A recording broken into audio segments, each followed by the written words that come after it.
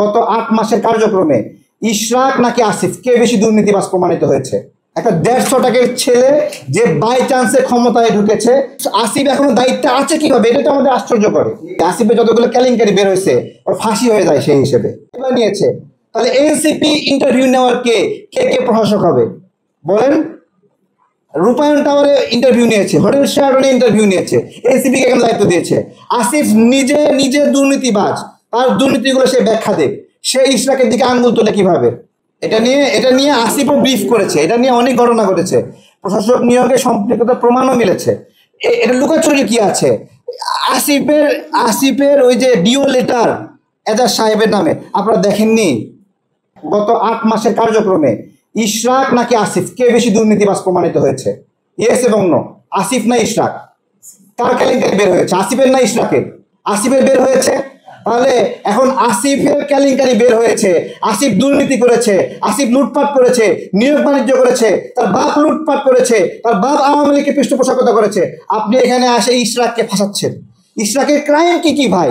আদালত তার পক্ষে রায় দিছে, এই তো সেই রায় অনুযায়ী সে অধিকার চায়, তাহলে সেই অধিকার দেওয়া হচ্ছে না।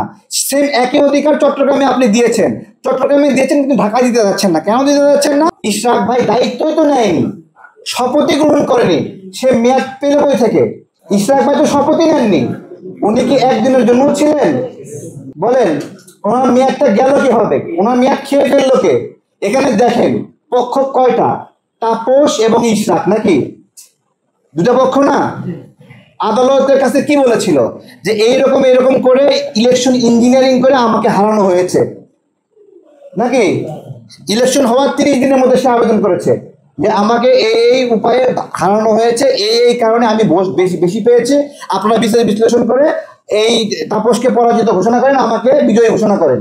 সেই বিচারটাই 2 বছরে হয়েছে বা 3 বছরে হয়েছে। হওয়ার পরে আদালত কি পেল যে হ্যাঁ তাপস ওই সময় পরাজিত ছিল, তাই না? সেই পরাজিত হওয়ার প্রেক্ষিতে বলছে ঠিক আছে এখন থেকে ইশরাক তাহলে বিজয়ী।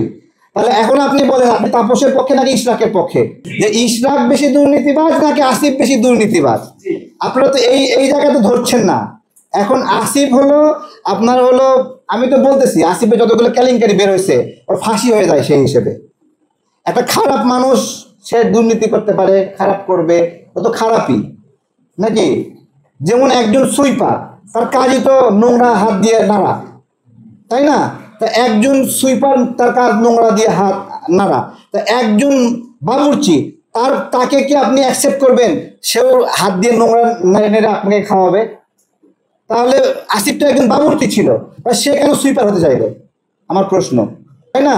এখানে আসিফের একটা জিদ কাজ করতেছে। একটা 150 টাকার ছেলে যে বাই চান্সে ক্ষমতায় ঢুকেছে, সেফ বাই চান্স, জনগণের ম্যান্ডেট নিয়ে ঢুকেছে। ইশরাক ভাই তো কিছুটা ম্যান্ডেট আছে ভাই, কিছুটা তো আছে, তাই না? বেস্ট অল্টারনেটিভ না? নাকি আসিফ একজনকে এরকম ভাবে সুপারিশ করবে, ডিও লেটার দেবে আর সে প্রশাসক হয়ে যাবে, মেয়র হয়ে যাবে? এটা কি আপনারা চান? উত্তরের মতো আপনারা চান যেরকম একটা চিঠি দিয়ে দেবে, মানে ইশরাক কিছু ভোট পেয়েছে, আদালতের রায় পেয়েছে, ওইটা অ্যাকসেপ্টেবল না।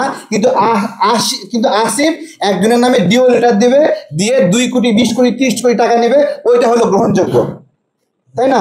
আপনারা আসিফ এখনো দায়িত্বে আছে কিভাবে, এটা তো আমাদের আশ্চর্য করে, তাই না? সে কি করছে?